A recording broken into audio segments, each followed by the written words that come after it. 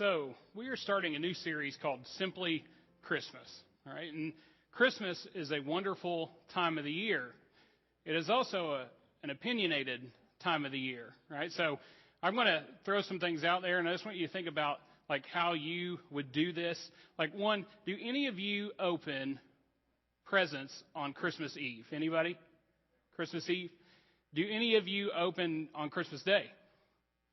Do any of you think it's not appropriate to open on Christmas Eve? I won't judge. Anybody? Anybody? Okay.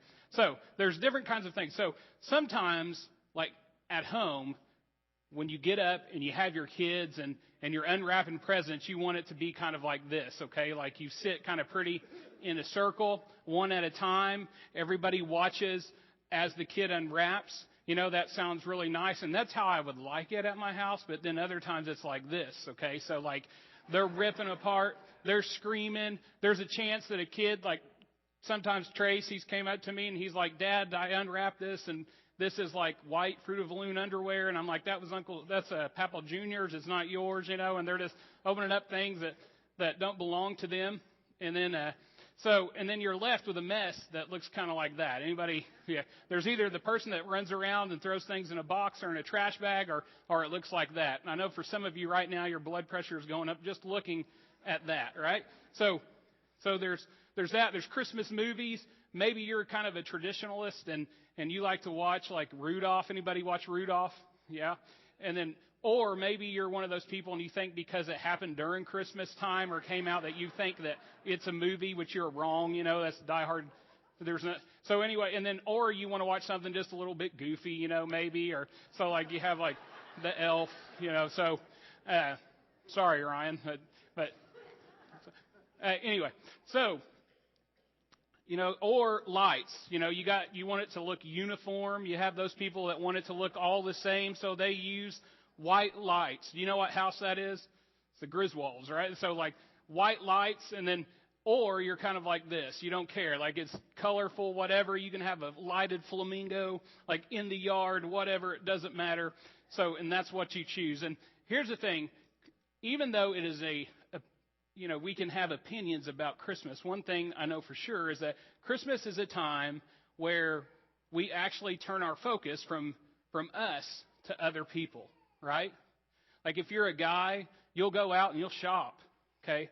They have this site on Instagram. It's called Miserable Men, and it shows men shopping with their wives, you know, and they're just kind of sleeping and laid out and different things. But like you might be shopping for your wife, and you'll go do something, and you're really focused on getting that right gift. I remember Courtney used to like this lotion called Love Spell, and they sold it at Victoria's Secret.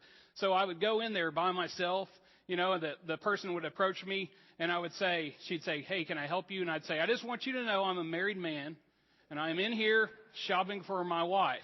I'm not a pervert like the rest of these men in here."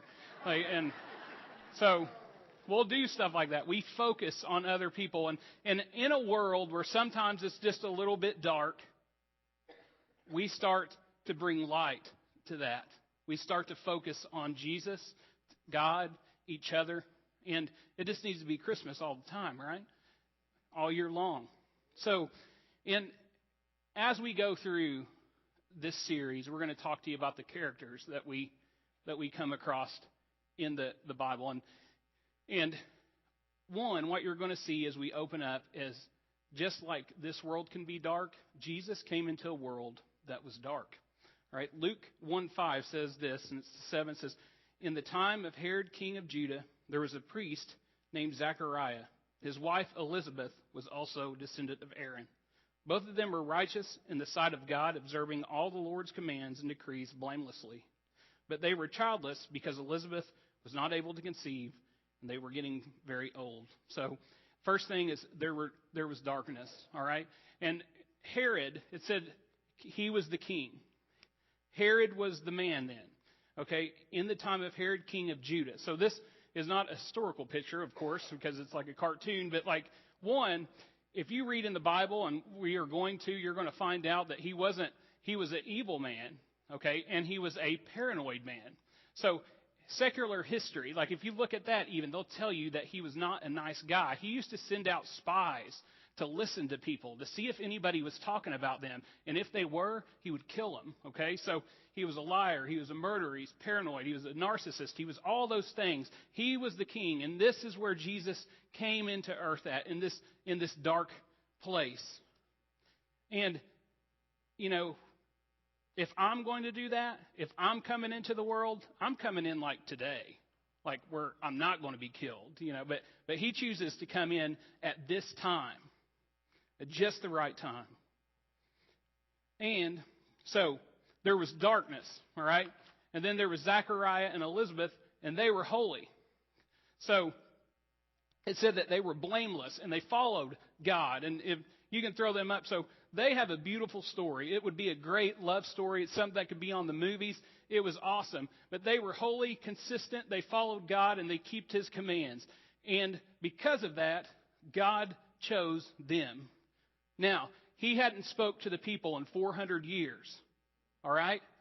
And they're looking for the Messiah. They know He's coming. And the first person, the angel comes and he speaks to Zechariah.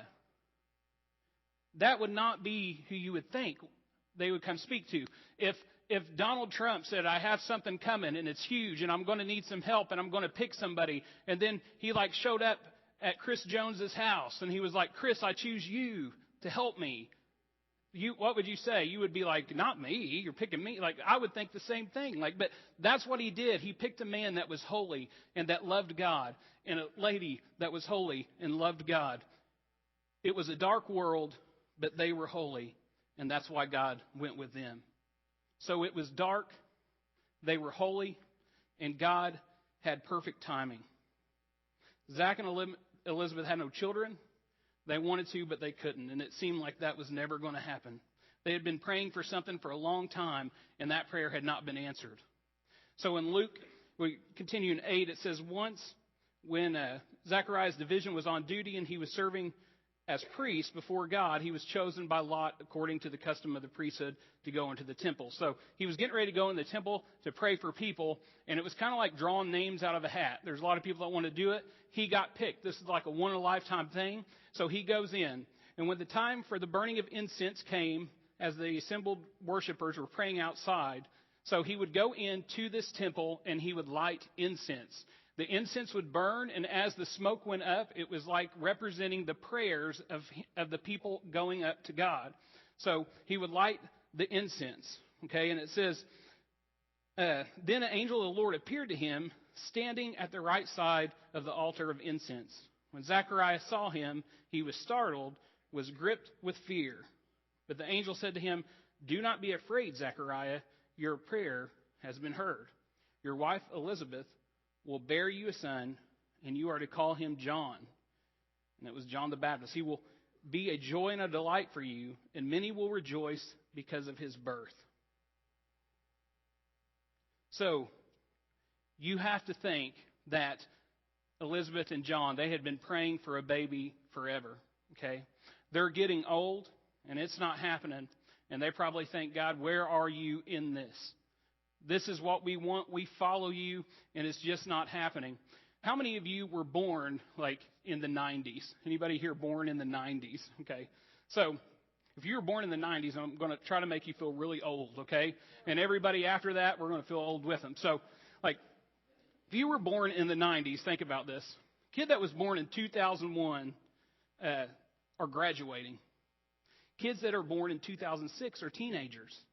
I had a talk with Keegan, and, like, when I got married, he could have been like a little flower boy or something. Like, he was just really little, you know, and that's just hard to believe that he was like that because he's a grown man now. And like, so there are things that kids born in 2000s will never experience that those born before will.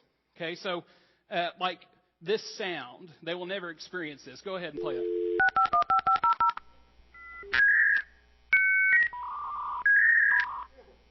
I mean, do you remember that? Like, when you were trying to hook to the internet, right? I mean, you could go get lunch, like why it was hooking up to the internet, all right? And then, what about this card? They'll never experience that, right? So you go into a place, right, and we're talking about VHS tapes. You know, you go in, they're everywhere. You get that tape all right, and you take it home, family's there, and you put it in, and you're hoping that it's what? Rewound, right? Because their slogan was be kind, got to rewind, right? So, and if it wasn't, it took like 30 minutes. Like you would put it in there, and they would be rewinding, and it felt like it just took forever. Or what about when you were using your phone? You didn't use it because you knew what? After 9 o'clock, you got free what? Nights and weekends, right? That's what happened. I remember when I was dating Courtney, like we made sure it had to be 9 o'clock, because it would cost $1,000 a minute, like if you used it outside of that time. So we would use it. We would wait. We would do those things. So here's the deal. In a world where things are getting faster, like the internet, listen, kids can get on the internet anytime they want. It's on their phone. It happens just like that. When we're talking about getting VHSs at my house, like you can go and you can like rent a movie on the TV. You don't have to go anywhere. You don't even have to wait. You can just do it. And then with using phones, we got unlimited anything we want. We don't have to worry about any of that stuff. And here's the deal. Like in a world where things are changing, we get unlimited everything on our phones. Things get faster. I believe that we grow more impatient, right? And it seems the more technology advances, the faster things come. Like cooking in the microwave. Like I've always had that. Some of you have not, right? And even like sitting there, even today, I get impatient. If I put a burrito in for 3 minutes, I'm standing there looking at it, kind of waiting like for it to get done. And we want everything now, and we want it on our time. They're praying. God hasn't answered. And here's the thing. God is not like that. He isn't. God is different. If you read about Jesus in the Gospels, there's one thing for sure. He was slow. He was steady. He was patient, strategic, and precise. He knew what he was doing. And it's no different in this. God's timing is perfect. It says in Romans that just at the right time, while we were yet sinners, Christ died for us. He sent him. He chose to come into this dark world at just the right time. They're praying for a baby. They can't have it. They don't know what's going on. But God knows that John the Baptist is going to be born through them and just at the right time when the world needs it the most. God is about giving our days purpose. It doesn't matter what stage or what age we're in. Zacharias, God spoke to him just in his everyday life. He was going in and he was praying, and the temple wasn't anything different for him because he was a priest, and it was just a part of his job. And that's where he shows up. And maybe you have been faithful to God and you feel like he isn't answering.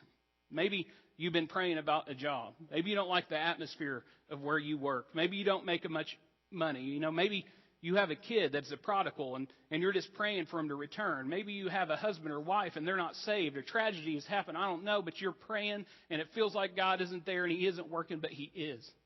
He is a God that has perfect timing. I mean, think about it. There are so many times in my life where I am glad that God did not answer some of my prayers because I wanted it now and it didn't happen and he didn't answer those, and today I'm thankful for that. So in the next is, you can live with an endless hope or you can live with a hopeless end. In 18, Zechariah asked the angel, "How can I be sure of this? I'm an old man and my wife is well along in years." And I think this is funny. Listen, Zechariah says to the angel, "I'm an old man." And then he doesn't go, "My wife's an old lady." He says, "I'm an old man." And then he pauses, "And my wife is along in years." He's a smart man, right? He did.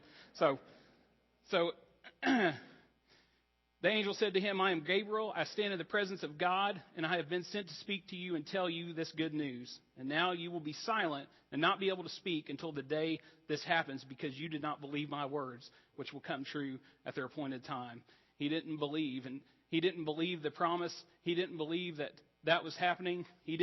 God doesn't like it then, and he silenced him. He doesn't like it now. But here's the thing. This is how hopeless Zechariah felt. Okay, like he is in there praying for the people that are outside, and the Lord shows up to him and says, one, like if the angel of the Lord appeared to me, I would scream like a girl. Okay, I'd be scared. But if the angel said, "This prayer is going to be answered," I think I would say, awesome, Or I would be saying, is this like a TV show or someone's pranking me? But like he shows up and he says, you're going to have a baby. Elizabeth is going to have a baby. And he says, I cannot be made to believe this. That's how hopeless he seems. An angel appears to him, tells him what's going to happen, and he still has a hard time believing. And then he is silenced. And I'm sure, I'm sure Zachariah and Elizabeth, living in a dark world, living for the Lord, they felt like they had been through a lot. And sometimes even that can silence us. I have an aunt. This is her. Her name is Roberta. This is Christy, my cousin. You can tell that was taken in the 90s. But Roberta was she's a really sweet lady, and she was one of the only Christian people that I grew up with in my family. So my parents didn't go to church. She would take me to VBS. She lived in Scottsburg, Indiana. She'd take me to VBS. It was the only exposure that I would have to church sometimes was going with her. Okay, and then so she'd take me to church. I would listen to her. She was always testifying about what God was doing in her life. Really good lady. Christy, her daughter, Roberta, felt like she was kind of like the glue of our family. My mom has 10 siblings on her side, and she always made sure that we got together for Christmas. I went on so many family vacations with Roberta and her husband, Larry, and when I was younger, I learned that Roberta had lupus. I didn't know what that means. I didn't know what it meant, but I knew that it wasn't good, okay? So as she grew older, the medicine had an effect on her body. She became more fragile. And there was a point in time where she weighed about 80 pounds, and Larry would have to carry her everywhere because she was just so fragile. She couldn't walk. She couldn't hardly do anything.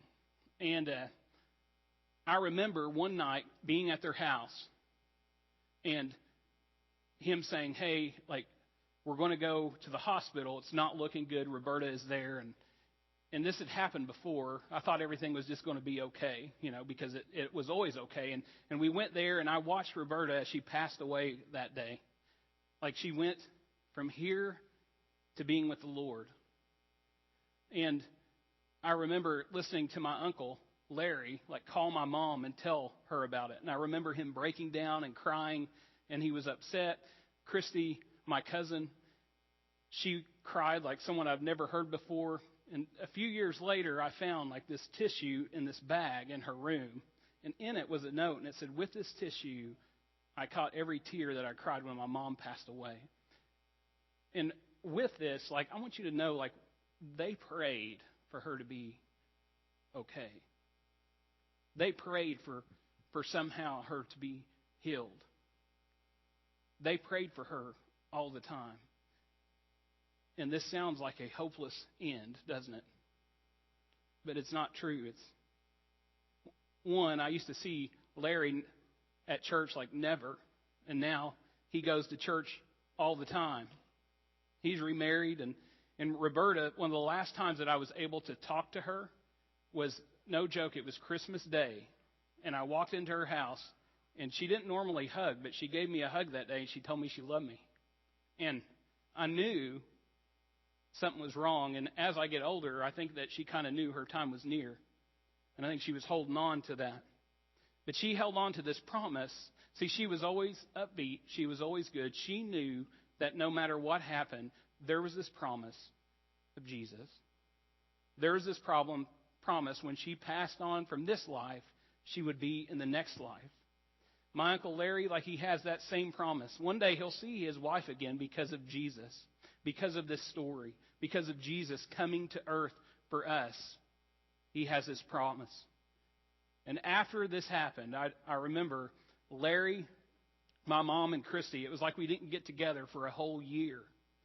And it was very much like Larry just had been ran through, this. It was just crazy. It was like he was chewed up and he was spit out and he was silent and he just couldn't do life. And things kind of looked hopeless. And that might be where you're at today. Zachariah and Elizabeth, in this situation, it definitely seemed hopeless to them. So much that he told the angel, I cannot believe this. But they lived a life above reproach, even though each pregnancy test would come back negative for years, for decades. And maybe that's where you are. You've been following Jesus faithfully for years, for decades, and the odds are stacked against you, and you just want to give up, and you want to resign yourself to say, well, nothing can be done, not even God can intervene now. But God says, if you show up, He'll show up. The last thing is this: what appears to be your greatest setback can become the foundation of your greatest comeback. Elizabeth, this is one of my favorite scriptures in the Bible. I know that sounds strange, but I'll tell you why. So, 23, it says this: when his time of service was completed, he returned home. After this, his wife Elizabeth became pregnant. For 5 months remained in seclusion. The Lord has done this for me, she said. In these days, He has shown His favor. And then he says this. She says, and taken away my shame among the people. Now listen, Elizabeth was a lady that was holy, okay? She lived for God. She had a relationship with Him. She wanted a baby that they prayed for years that would happen, and she couldn't have one. And because of that, back in these days, people would have judged her. They would have thought something was wrong with her. They would have thought maybe she had some sin in her life because she couldn't get pregnant. And if you could imagine, like, trying to live for the Lord and following Him, why other people are judging and blaming you for things that you cannot control, it would have been terrible. My favorite part about this verse is it says, the Lord has done this for me. He said, in these days, He has shown His favor and taken away my shame. He knew her shame. He saw her shame and He took it away. This is my daughter, Paisley, and a Barbie. Okay, so Paisley, my daughter, she really loves like anything pink, unicorns, cotton candy, diamonds, whatever it is. She's a girly girl, okay? And we might be having trouble getting that picture up, but there she is right there. So my sister-in-law, my wife, and her family, they go to Florida, and they go a lot. So I can't go as much because I have a job, and so they go. And Paisley, I got this from my sister-in-law's blog because she wrote about this, and I wasn't there, but it really broke my heart. But and it says this. I'm going to read. It says, she had made some friends. This is about Paisley. Paisley had made some friends a couple days prior, and they came to the pool. So they decided to do an obstacle course. The leader, Molly, walked by Barbie, and that was Paisley's Barbie that she brought. Walked by Barbie, who was laying poolside, and picked her up and threw her down. Every girl thereafter followed Molly's action. And Paisley was at the caboose. She was at the end. And as she approached it, she picked that doll up and she threw it down. And Katie says the pain in her face stirred something fierce within my heart because she was devastated. She was going to continue on to pretend it didn't faze her, but I called her over to me. She proceeds to say that she was embarrassed and she didn't want to talk about it and she wanted to leave. So Katie picks her up in her arms, grabs the Barbie doll, and waves bye to the girls with the Barbie doll. Now, when I heard this had happened, I asked Katie, could you get me these girls' addresses? You know, I'm not going to take the little girls out, just their parents. But anyway, so I want to tell you something. Like, you can tell this hurts me that my child would feel pain, would feel peer pressure, would feel abandonment, would feel shame. I hate that. I want to say, like, God, when you feel like that, when you're going through that, He wants to take that away from you. Like, God cares for you like I care for my daughter. And I believe that He is torn up when you are like that. He feels the same as a dad. And I don't know what you're going through today. I don't know what shame you have or guilt that you haven't given to Him. I don't know, but I know that He cares about you and He loves you. And this is how I know. Because He sent Jesus. Jesus came to this earth that was not wonderful at the time. It was dark. And He, the Savior of the world, the King, came here to die for you. He cares about you. And He loves you. People are going to say things. People are going to judge. And they're just going to do what they do. And there's nothing that we can do about it. And your mind can become a prison. But God gave Elizabeth favor because she loved Him. She followed Him. She was a child of the King, and so are you. And He can give you favor, and He loves you just the same. And listen, it's not just an older couple got pregnant, but it's Zechariah's prayer becoming a part of God's promise to all of humanity. He had no idea the plans that God had for him and Elizabeth. And this is one of the greatest love stories, I think, ever told. I mean, you have Zechariah and Elizabeth going through all this, and they stay close together. They follow the Lord, and they love each other. And then you see God that loves them, comes down, tells Elizabeth she's going to have a baby, takes away her shame, and she has Zechariah that will lead the way. Or she has John the Baptist that will lead the way for Jesus. The most significant thing you might do might not be something that you do. It might be someone you raise. It might be your children. It might be the way that you pour into a daughter or a son or a grandchild or just somebody at this church. He had no idea the great plan that He had. And you might be in here today, and I don't know what you're going through, but I know this. Like, God cares, and He sees, and He knows. And I think sometimes we think we have to have our life all together before we come to God. And we want to get rid of shame or guilt or whatever we're going through. And that's not the way it works. God wants you as you are. And then He helps us change as we are with Him.